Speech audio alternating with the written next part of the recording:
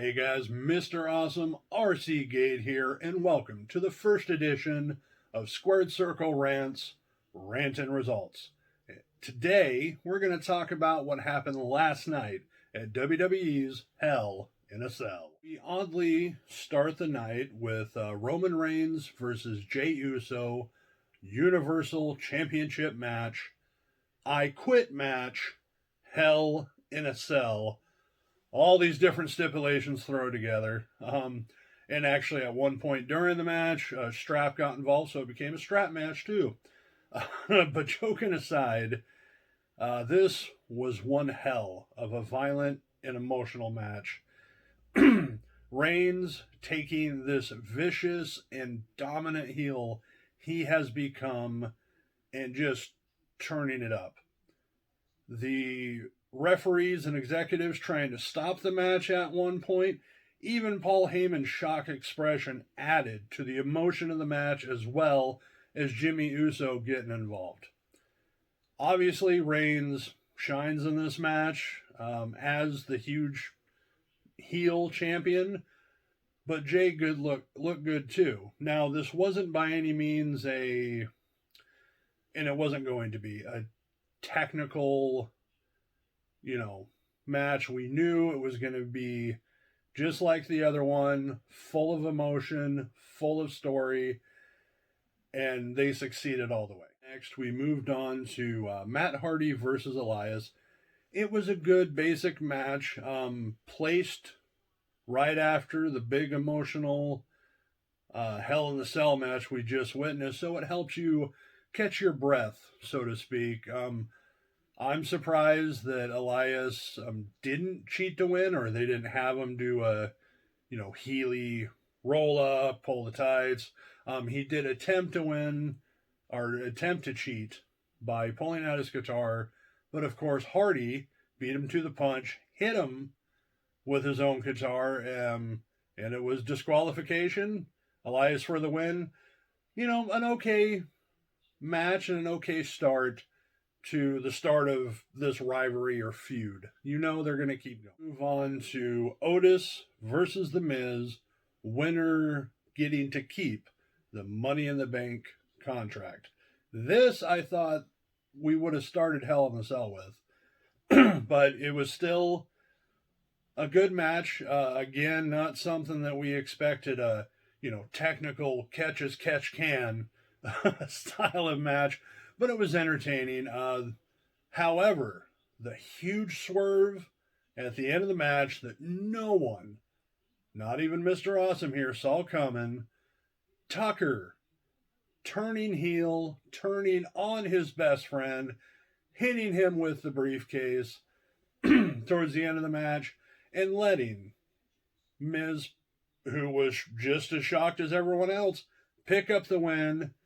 And again, after a long period of time, is the Money in the Bank contract holder.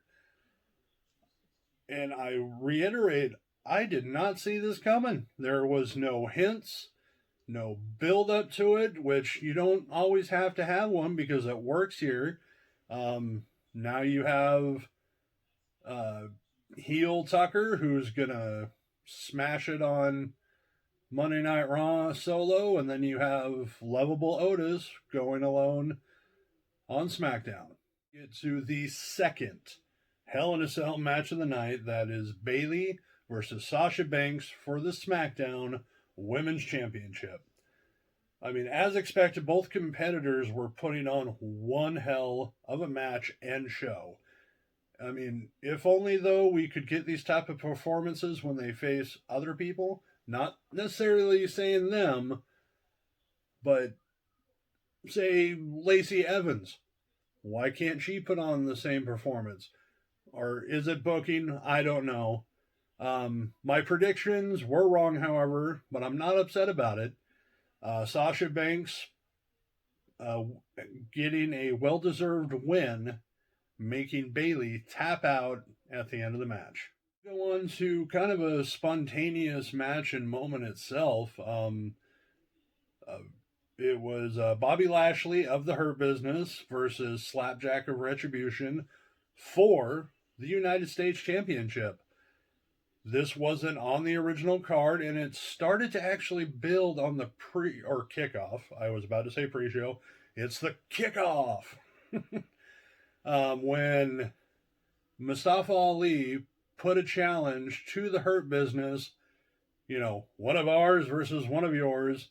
Although weird that later in the night, when the Hurt Business obviously chose Lashley because he was already prepared to wrestle, they also chose Slapjack. But hey, the match was made, and then of course, in the same vignette or promo, when they were discussing who was going to wrestle who, they said he's going to put the United States Championship on the line, and I got to give it to WWE here. I like spontaneous moments like this.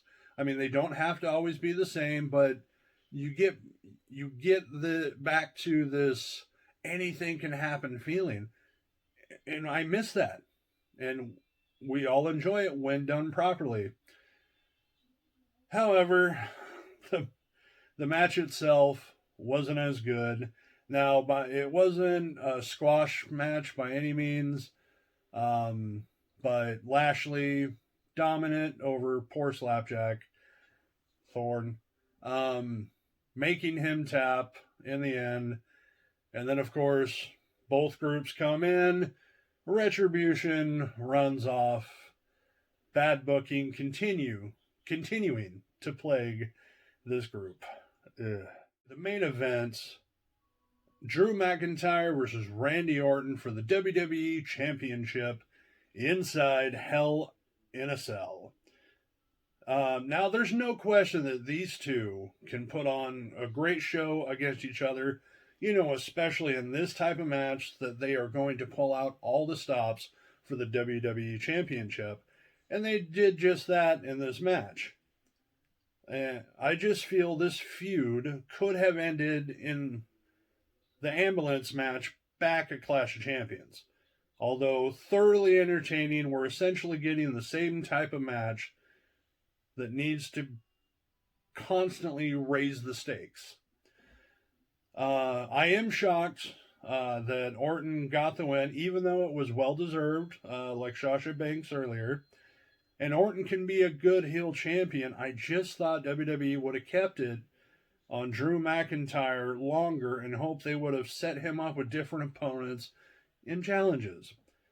This title change, unfortunately, also means we're going to get at least one more match with these two, so the feud carries on. Exception or two, Hell in a Cell was a huge success in my eyes. This event actually gets me excited for the fallouts on Raw and SmackDown. Do you agree or disagree with my assessments? Am I full of bull or right on the money? Let me know in the comments below. Also, like, share, and subscribe. And also, check out the Squared Circle Rants Facebook page, as well as the Squared Circle Rants podcast. Hope you enjoyed these ranting results. I'm Mr. Awesome RC Gade. Have a good one, guys.